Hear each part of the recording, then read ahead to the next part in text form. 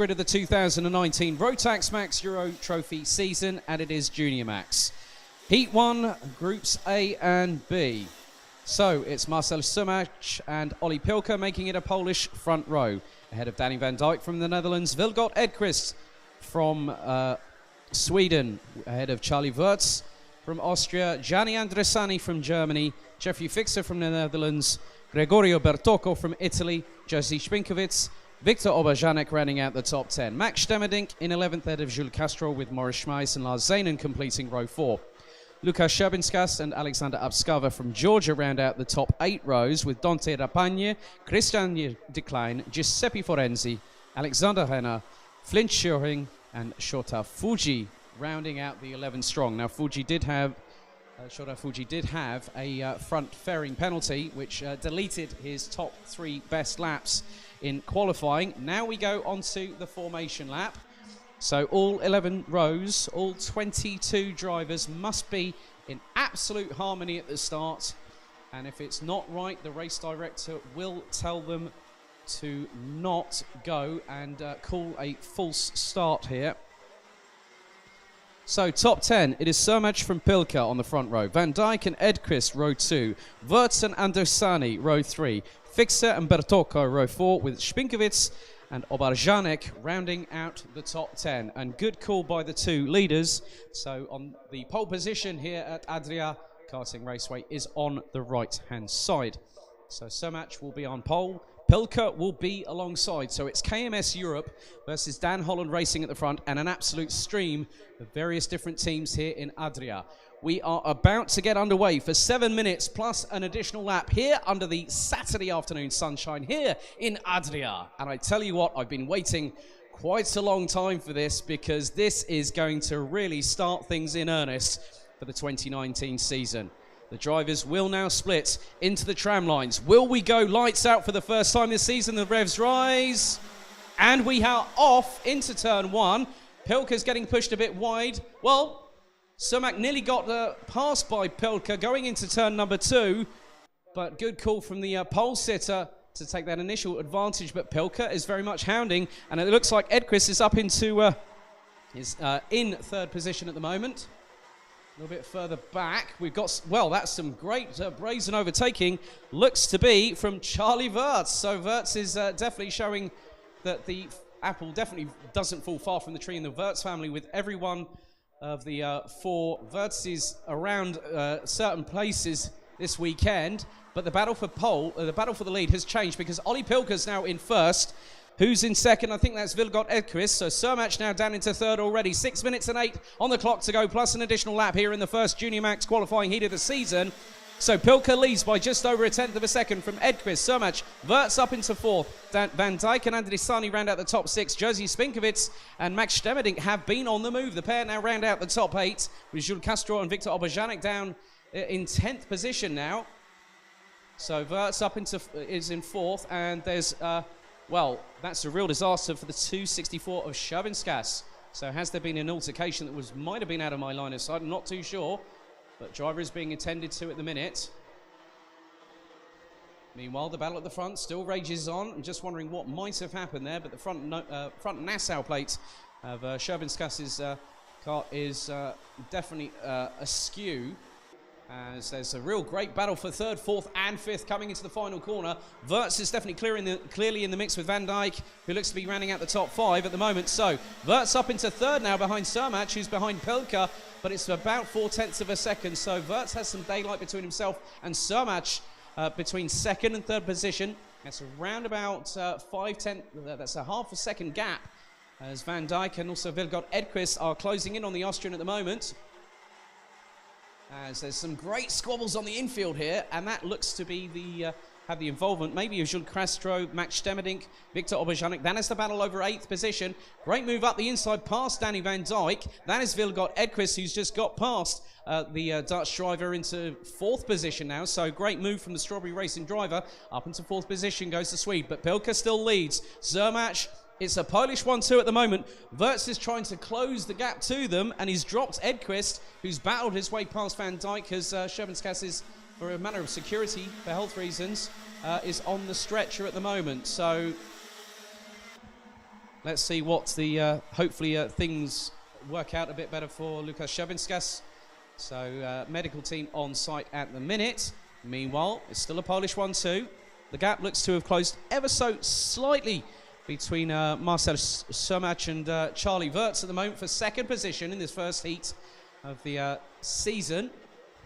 As Danny Van Dijk definitely getting a bit closer to Vilgot Edqvist, but with him is Jerzy Spinkovic from Unique Racing. So the Polish driver really showing good pace once again. He's had not the best of luck over previous meetings that I've seen him at, but at the moment it is still Ollie Pilker from Dan Holland Racing leading. So 3 minutes and 27 seconds plus an additional lap to go. Top three separated by just under 9/10, so Wirtz not really making any sort of indent, as up the inside of Van Dijk goes Spinkovic, who's hung out a bit to dry, and that's allowed Gianni Andresani to close up on the back bumper of the 256, coming into what is effectively turn 3. So at the moment, well, Wirtz is still being kept very honest by Vilgot Edqvist at the moment. Then it is Jerzy Spinkovic, who in the process of Danny Van Dijk being a bit hung out to dry, coming through the turn 2 right-hand sweeper, which tightens in on itself and has lost a little bit of time to the Polish driver, running in the 2.25 with Unique Racing. Castro rounds out the top 10 at the moment, but is 3.6 seconds off of the leaders. So 2 minutes 33 plus an additional lap to go. The gap now is extended between Somach and Wirtz to the point where Wirtz is really being pressurised a little bit more. It's about a kart length and a half going through into the left-hander at turn 3 as Edqvist gets a little bit sideways and nearly has a cheeky little tap with Wirtz, and that unsettles Charlie, who returns the favour ever so slightly coming out of turn number 4. And with them now, well, whoa, that's... Oh, my goodness, Spinkovic is on the move. He's got past Vilgot Edqvist, who was also passed by Charlie Wirtz in the meantime. So the battle for third really now heating up. There's 5 karts involved in it. That's going to be the likes of Wirtz, Edqvist, Spinkovic, Van Dijk, and Andrisani. So Andrisani really has got a motor on. Obajanek a little bit further back. So Edqvist now drops behind Spinkovic to 5th position.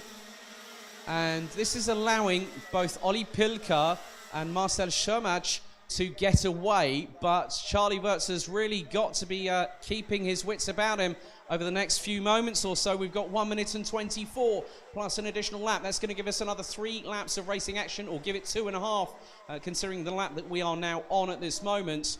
So Pilker has been controlling things from the front, got the jump on Somach, but it is still a Polish 1-2, but in the reverse of what the grid showed a little bit earlier on when we went racing for the first time this season. We've got one pulling off just of, looks to be, I think that's probably about turn 6 off the side there, so that kart will need to be trolleyed off. So leaders now 0.377 between first and second.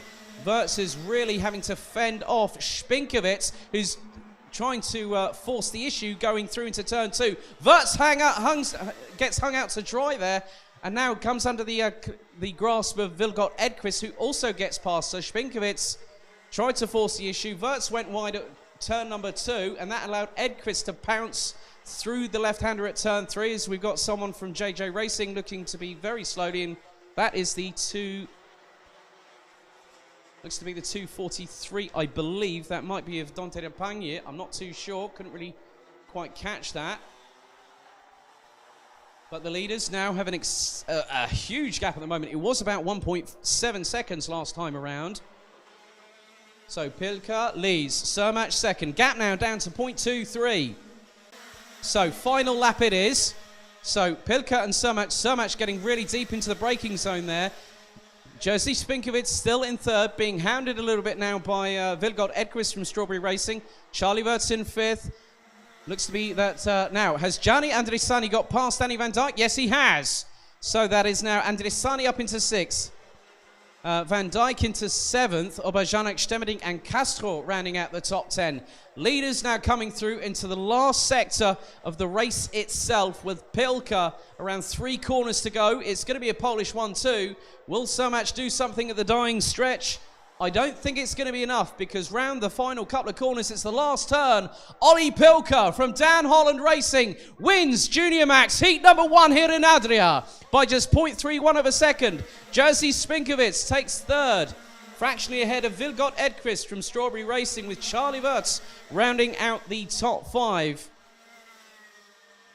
So it was Jeffrey Fixer and Lukas Scherbinska. Well, so it was Fixer that was on the outside of turn 2. So obviously Lukas Scherbinska being escorted off on a stretcher, unfortunately, at that race. So I didn't quite catch that. But Ollie Pilker opens the scoring books with a controlled stylistic race there, getting the jump on fellow countryman Marcel Somach for the win in the Junior Max group, qualifying heat stages, groups 1, A and B. So it's the winner from Group B that wins heat number 1. Ollie Pilker by 0.3 of a second from Marcel Somach.